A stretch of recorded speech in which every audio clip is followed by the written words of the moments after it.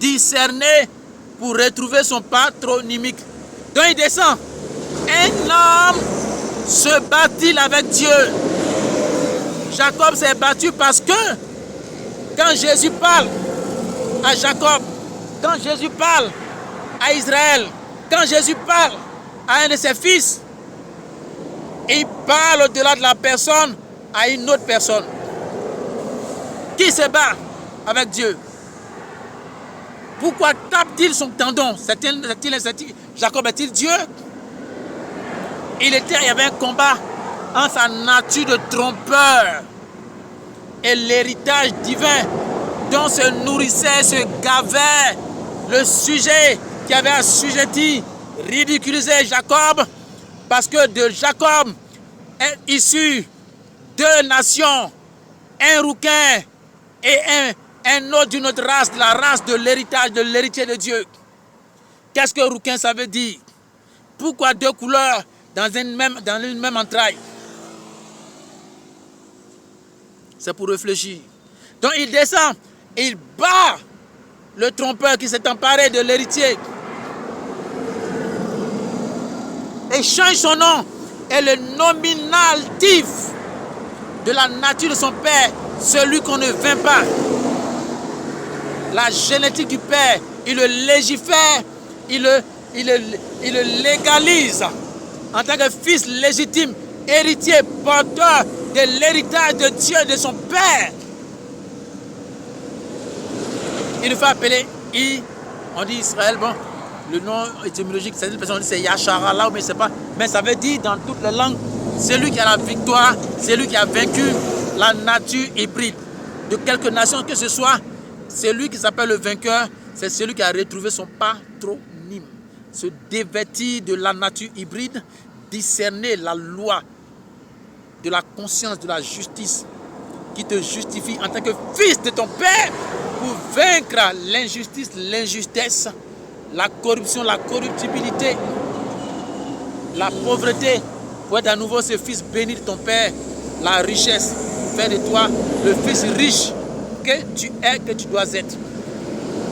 Donc Jésus vient et il rencontre l'inculte et il la cultive, il la rencontre, il la féconde, il l'atomise et il fait sortir d'elle un héritier légiféré, lié par la nature de Dieu. Et il dit, celui qui m'a vu a vu le Père. Pour dire, voici vous, les nations, peuples, frères et sœurs de toute la terre, voici votre essence, votre nature. Tel que je suis, vous devez être. Discerner son patronymique. Je vais passer là-dessus. Parce que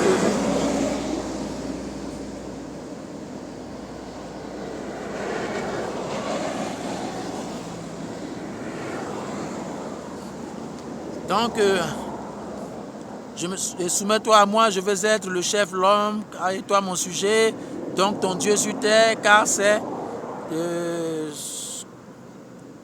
au ciel que tu règnes, mais si ici, c'est moi le geôlier. C'est qu'il traduit par change ces pierres en pain, je veux manger car j'ai faim. Et la femme que je suis doit dépendre de l'homme. Et moi, je réclame la vie, l'héritage, le pain, la parole. J'en suis privé car parole égale autorité. Je veux l'autorité égale le pouvoir égale la richesse. Et la richesse égale la domination, donc égale la puissance, etc. Donc, elle parle, elle dit donne-moi du pain. Mais, or, dans le jardin, Dieu dit, la femme, tes désirs se porteront vers qui?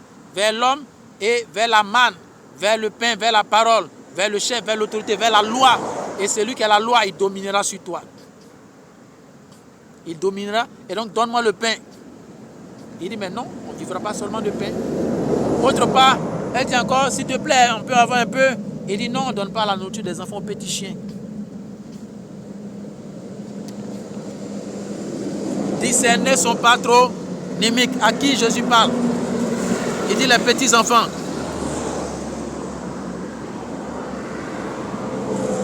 Le pain, la parole, j'en suis privé car parole égale autorité. Je ne peux que désirer vers toi.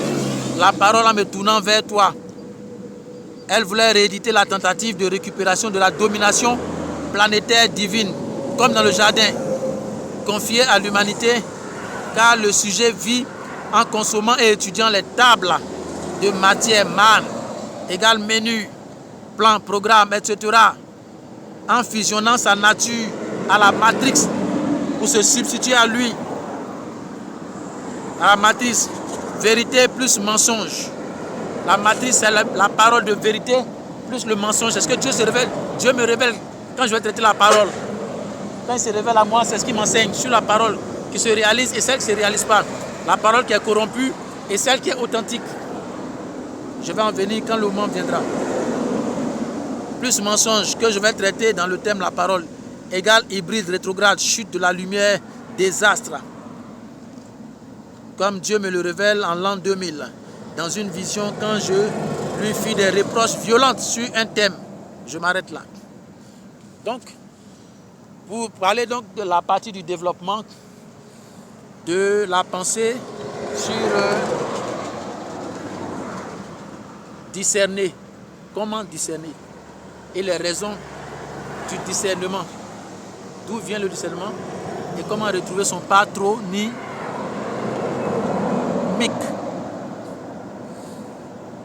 En petit A2,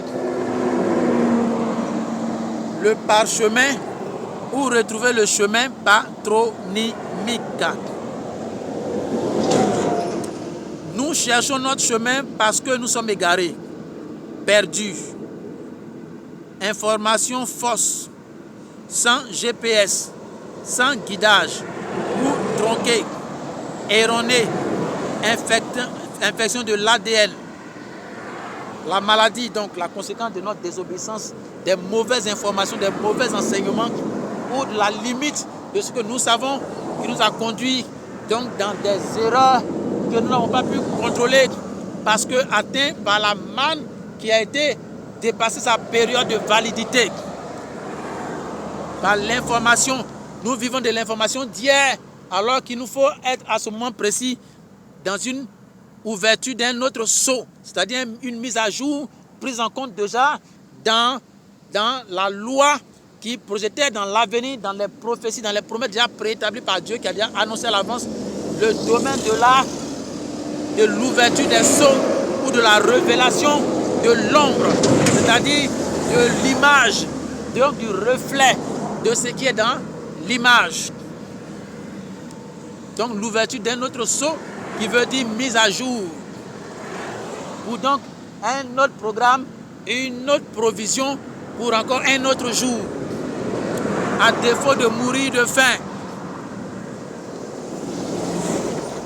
de la soif de Dieu, car il dit la terre devra, en fonction de la qualité des leaders, des dirigeants, être remplie. Donc la qualité d'un leader et sa taille se définit par la proportion de ses projections, de prise en compte de la gestion en tant qu'intendant de Dieu sur terre, envoyé de Dieu sur terre pour gérer le bien de Dieu, sa terre, pour la valoriser, la mettre en valeur, l'enrichir et non l'appauvrir de la nature du sujet qui vit des biens de Dieu et qui les dévalue au lieu de les valoriser et de les enrichir, de les rendre prospères. Il y a quelqu'un qui est en train de m'emmerder, il se met à me regarder, il crie partout.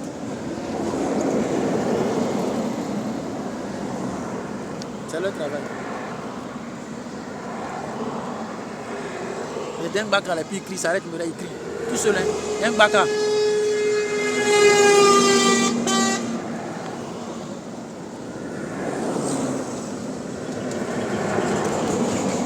Alors, je disais quoi par ou tronqué, erroné ou infection de l'ADN, car nous sommes toujours sur le thème guérison divine. Mal égale erreur ou maladie. Conséquence, maladie, malheur, malédiction. Alors comme je le disais,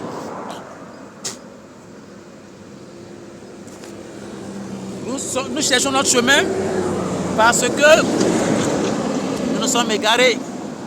Nous sommes sortis de la route, du chemin, du parchemin de Dieu. Et nous pourrions être dans cette génération, être à défaut de la manne, du guidage, de la capacité à pérenniser la génétique, la vie de nos pères, la nature de nos pères.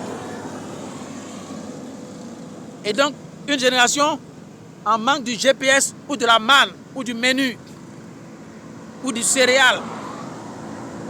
Et quand je lis ma vie, quand je lis ma nation, si je dois la calquer sur le schéma divin, il y a trop de coïncidences, ça fait trop de coïncidences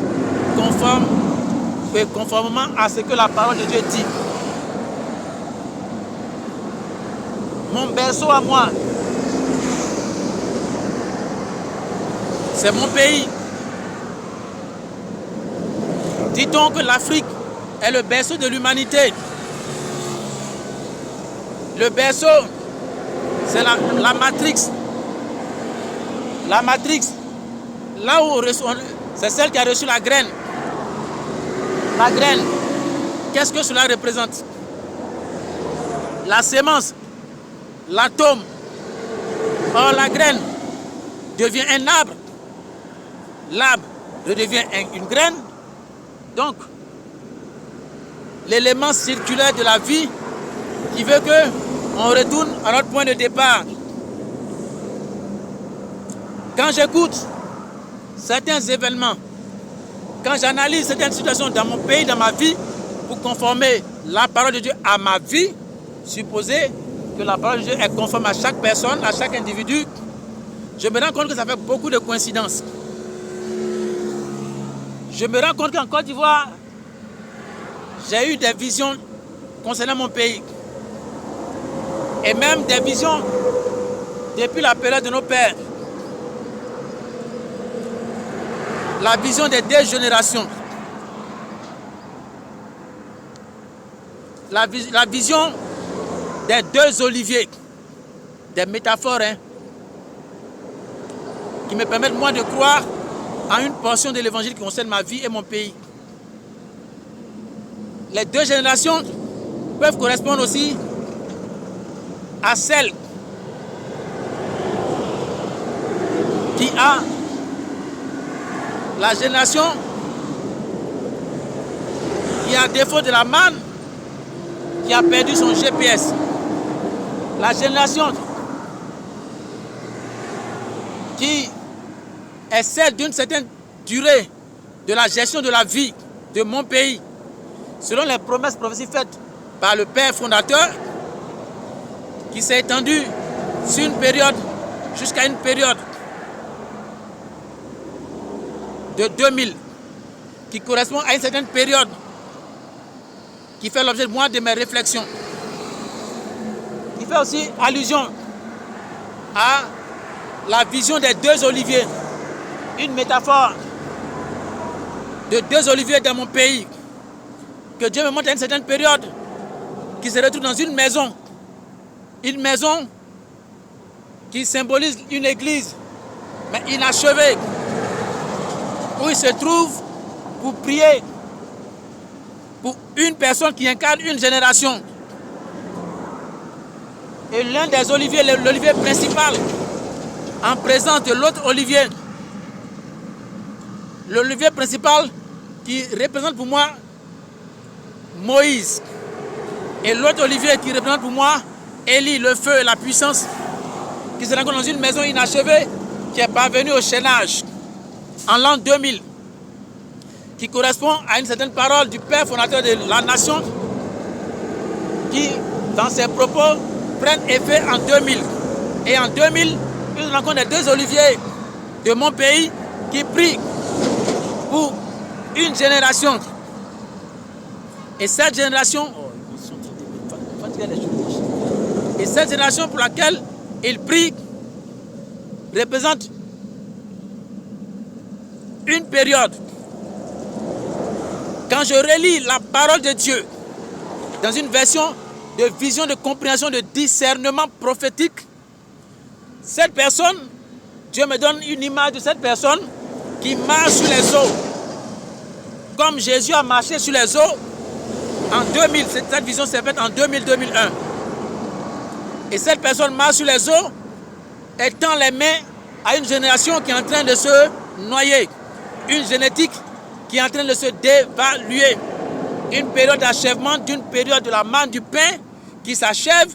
Et puis cette génétique, cette génération qui est entourée par les deux oliviers qui reçoit la prière pour porter le secours à une génération qui doit s'étendre sur une période que je ne sais pas, mais que je suppose d'un jour, parce qu'il est seul, autour de deux personnes, qui représentent deux générations, une politique de deux générations. Je veux discerner pour retrouver mon patronymique, être l'ombre ou le reflet.